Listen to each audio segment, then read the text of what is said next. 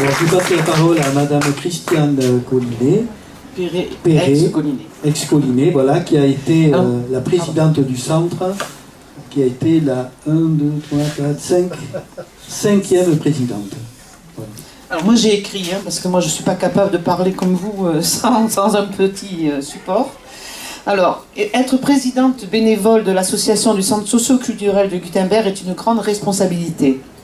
Car au-delà de la responsabilité de l'association en tant que personne morale, le président bénévole engage également sa responsabilité pénale et civile dans le cadre de son activité associative.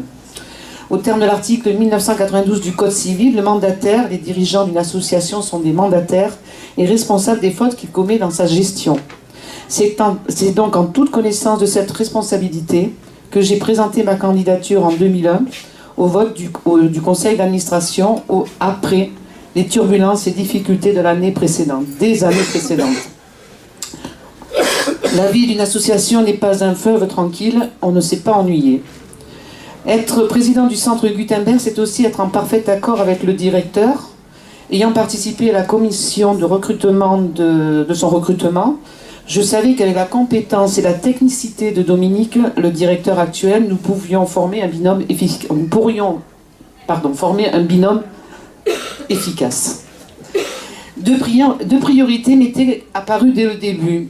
Première priorité, la communication. La définition d'un centre social et socio-culturel donnée par la Fédération nationale des centres sociaux est d'être un foyer d'initiative porté par des habitants associés et appuyé par des professionnels capables de définir et de mettre en œuvre un projet de développement social pour l'ensemble de la population. Or, souvent autour de moi, j'entendais dire « c'est quoi ce centre? Qu'est-ce qui s'y fait ?» Nous avons donc tout mis en œuvre avec les bénévoles et les salariés pour une communication plus active avec, entre autres, le développement du petit journal.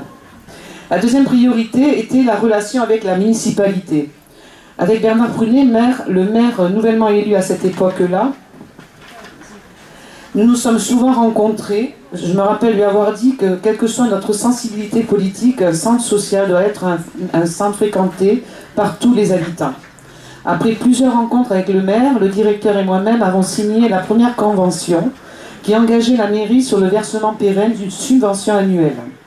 Au cours de son mandat, nous avons aussi obtenu une aide lors d'un brusque changement de la grille salariale qui risquait de fragiliser l'équilibre financier du centre. Je souhaite une longue vie au centre Gutenberg et je vous dis rendez-vous dans 10 ans.